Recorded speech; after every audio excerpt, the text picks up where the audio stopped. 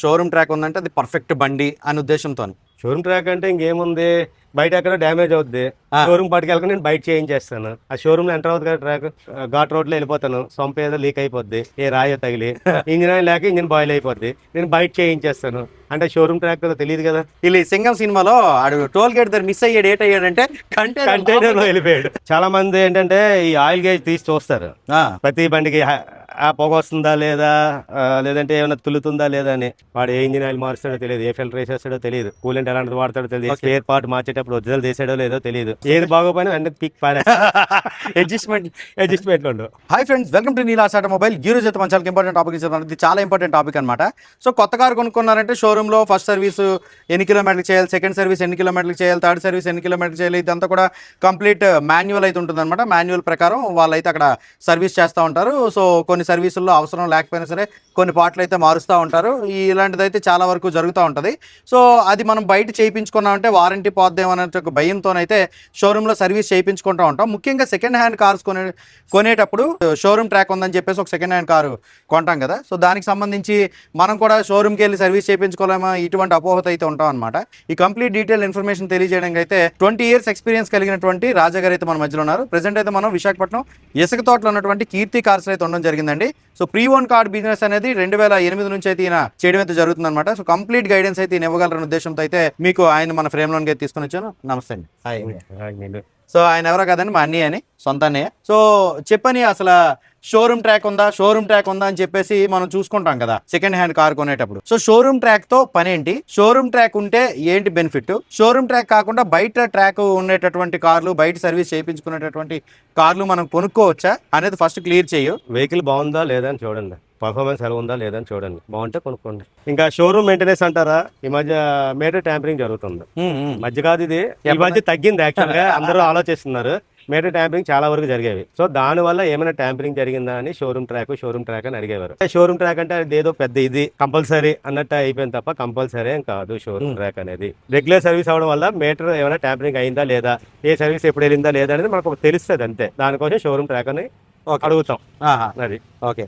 తర్వాత ఇప్పుడు showroom track అంటే చాలా మంది ఒక అపోహతో ఉన్నారు. షోరూమ్ ట్రాక్ ఉందంటే అది పర్ఫెక్ట్ బండి అనే ఉద్దేశంతో, షోరూమ్ ట్రాక్ ఉంటేనే సెకండ్ హ్యాండ్ కార్ కొంటాం అని చెప్పేసి. దాని సంగతి గురించి కొంచెం చెప్పని. షోరూమ్ ట్రాక్ అంటే ఇంకేముంది, బయట ఎక్కడ డ్యామేజ్ అవుద్ది, షోరూమ్ పట్టుకెళ్ళక నేను బయట చేయించేస్తాను. ఆ షోరూమ్ లో ఎంటర్ అవుతుంది కదా ట్రాక్, ఓకే, అதாவது నెక్స్ట్ సర్వీసింగ్ తీసుకెళ్లి షోరూమ్ లో పెట్టేస్తాను, ప్రాపర్ గా అయిపోద్ది. ఈ డ్యామేజ్ అయిన దాని పరిస్థితి మీకు షోరూమ్ లో కనబడదు కదా, ఘాట్ రోడ్ లో వెళ్ళిపోతాను, సొంప ఏదో లీక్ అయిపోద్ది, ఏ రాయో తగిలి ఇంజిన్ ఆయిల్ లేక ఇంజిన్ బాయిల్ అయిపోద్ది, నేను బయట చేయించేస్తాను. అంటే షోరూమ్ ట్రాక్ కదా, తెలియదు కదా. నెక్స్ట్ సర్వీస్ షోరూమ్ లో చేయించేస్తాను. ముందు సర్వీస్ కి మధ్యలో సర్వీస్ కి ఇలా సింగం సినిమాలో ఆడు టోల్ గేట్ దగ్గర మిస్ అయ్యాడు, ఏటయ్యాడంటే కంటైనర్ లో వెళ్ళిపోయాడు. అలా ఉంటది అనమాట. అంటే ఇంటి కారు కొనేటప్పుడు ప్రాపర్ సబ్జెక్ట్ ఉన్న ఒకటి చూసుకొని కొనుక్కోవడం. అంటే ఈ షోరూమ్ ట్రాక్ అని చెప్పేసి ఈ గీతలు అని చెప్పి ఇవన్నీ చూడాల్సిన అంత అవసరం లేదు. వాళ్ళు ఇంజిన్ చేశారు అనుకో, ఇంజిన్ చేసిన పని చాలా అమ్మాను నేను, చెప్పేసి చెప్పాను. ఇప్పుడు 2,70,000 తిరిగింది, ఇంకో 2024 ఉంది, 1,00,000 తిరిగింది, అది చెప్పి అమ్ముతున్నాను. 3 లక్షలు 4 లక్షలు తిరిగితే లేదు, లక్షలు పెట్టి కార్లు ఎందుకు కొంటాను. అంతే కదా.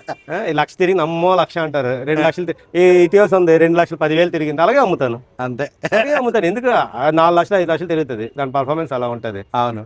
దానికి రీడింగ్ ట్యాంపరింగ్ ఇక్కడ చేయడం ఎందుకు. హాఫ్ ఇంజిన్ చేయించాం ఇంకో 1,00,000 తిరుగుద్ది, ఫుల్ ఇంజిన్ చేయించాం 2 లక్షలు చూడక్కర్లేదు, అది చెప్పే అమ్ముతాం. అది అలా ఉంటారు బిజినెస్ అంతే.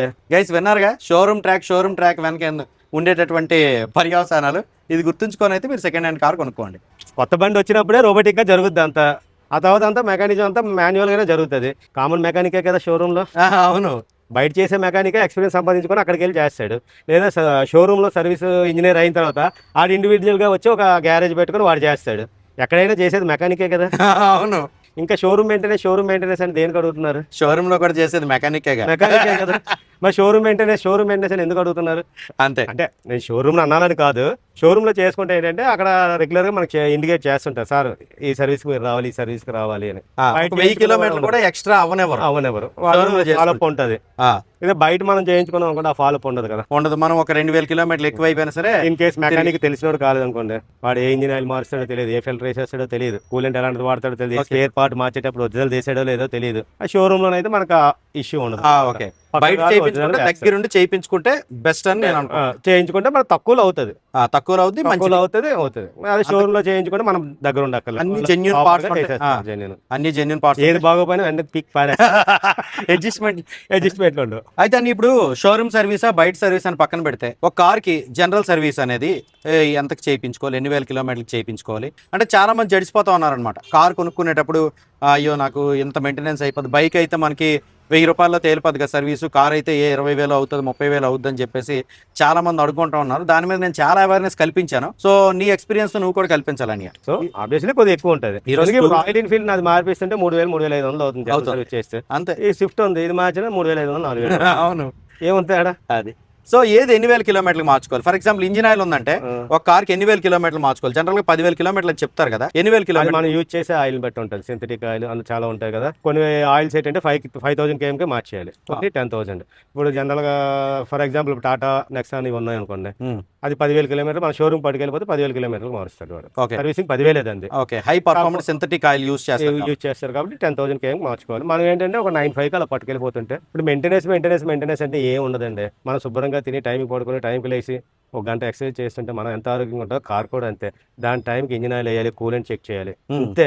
ఏమైనా సస్పెన్షన్ చిన్న సౌండ్ వచ్చింది అనుకోండి, ఏ లింక్ బాల్ జాయింట్ పోయి ఉంటుంది, అది మార్చేస్తే అక్కడితో పోతుంది, లేదంటే ఆ పార్ట్ మొత్తం వీక్ అవుతుంది. ఓకే, అంతే. Engine oil time to time మార్చాలి, కూలెంట్ ఉందా లేదు చూసుకోవాలి. ఇవి రెండే మెయింటెనెన్స్. కూలెంట్ అనేది ఎన్ని వేల కిలోమీటర్లకు మార్చాలి? కూలెంట్ మనం ఏంటంటే అది ఒక 30,000 40,000. కూలెంట్ అనేది తగ్గిందంటే ఇంజిన్ లో ఏదో డిఫెక్ట్ ఉంటే లేదా ఎక్కడో లీక్ అవుతుంటే కూలెంట్ తగ్గుతుంది. అంటే ఒకసారి వేసిన కూలెంట్ అది తగ్గింది అనేసి అంటే ఇంజిన్ లో ప్రాబ్లం షార్ట్ అవుట్ చేసిన తర్వాత ఎక్కిపోతున్నప్పుడు అది బాయిల్ అవుతుంది. కూలెంట్ అనేది చాలా లో టెంపరేచర్ ని తట్టుకుంటది, చాలా హై టెంపరేచర్ ని తట్టుకుంటది. ఓకే, ఫారెన్ కంట్రీస్ ఉంటాయి కూల్ కంట్రీస్, అక్కడ ఇదే కూలెంట్ వేస్తారు. మామూలు వాటర్ వేస్తే అది గడగట్టేస్తారు.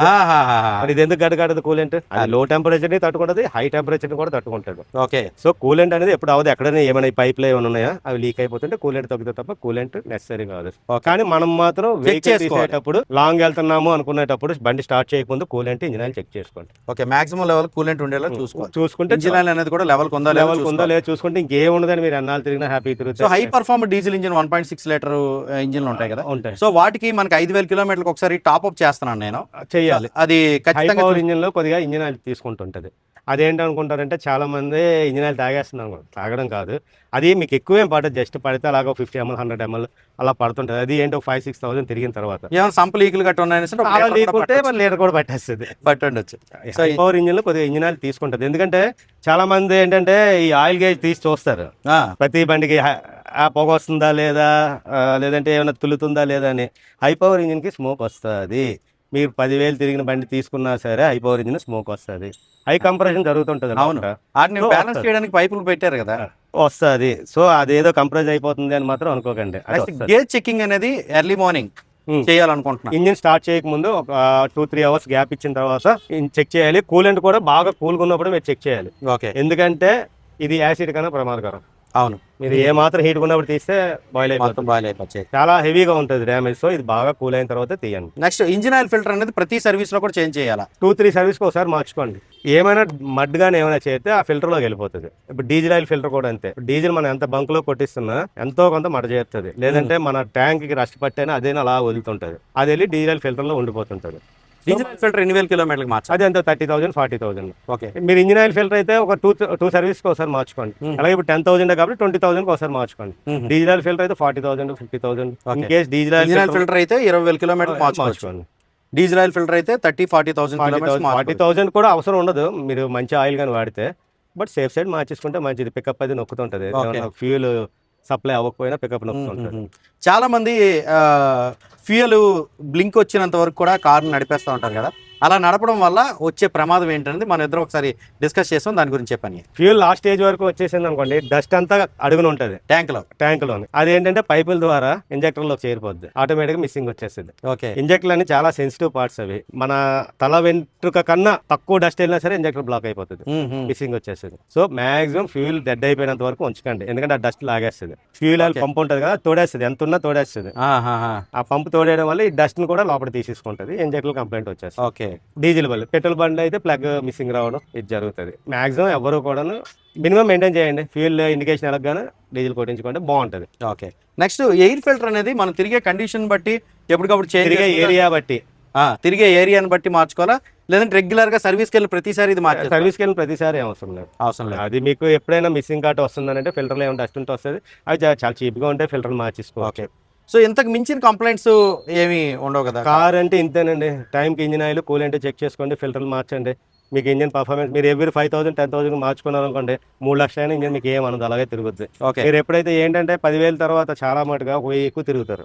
సర్లే 10,000 ఇంకా 1000 తిరిగి క్యాంప్ వెళ్తున్నాం కదా, వెళ్ళి వచ్చేద్దాం అని 1000 ఎక్కువ తిరుగుతారు. ఇంజిన్ ఆయిల్ చిక్కగా అయిపోద్ది, ఇంజిన్ పర్ఫార్మెన్స్ మారిపోతుంది. సో అది వీక్ అవుతుంది కదా. నీ మంచి డైట్ తీసుకుంటే నీ బాడీ ఎంత బాగుంటుందో, అలాగే ఇంజిన్ ఆయిల్ బాగుంటే ఇంజిన్ పర్ఫార్మెన్స్ కూడా బాగుంటుంది కదా. అంతే. Okay. Thank you so much అన్నయ్య, థ్యాంక్ యూ. మంచి ఇన్ఫర్మేషన్ ఇచ్చావు. ప్రతి ఒక్కరు కూడా కారు కొనుక్కొని రోడ్డు మీద తిరగాలనేది నా ఆశ అనమాట. ఎందుకని అంటే 2 వీలర్స్ మీద ఫ్యామిలీతో తిరుగుతూ ఉన్నారు చాలా మంది చూశాను. 4 వేసి 3 వేసి 5 వేసి వెళ్ళిపోతూ ఉన్నారు. అది ఎంతవరకు సేఫ్ చెప్పండి? ప్రతి ఒక్కరు కూడా 1,00,000 2 లక్షలతో కారు కొనుక్కుంటే అది సేఫ్ అనేది చెప్పుకోవచ్చు. సో ఈ సేఫ్ జర్నీని సేఫ్గా కొనసాగించాలి. రోడ్డు మీద మీరు కారు ఆగిపోకుండా ఉండాలని అంటే ముందుగానే ఒక మెకానిక్ అయితే చూపించుకోండి. ఏమైనా బాల్ జాయింట్స్ ప్రాబ్లం ఉన్నా ఏదున్నా ఇలాంటివి అయితే పెద్ద ప్రాబ్లం కాదు, కానీ ఇంజిన్ ఆయిల్ ఇవన్నీ కూడా టైంకి చేంజ్ చేసుకోండి. సో ప్రతి ఒక్కరికి సొంత కారు ఉండేటట్టు అయితే భవిష్యత్తు ఉండాలని నేను అనుకుంటున్నాను.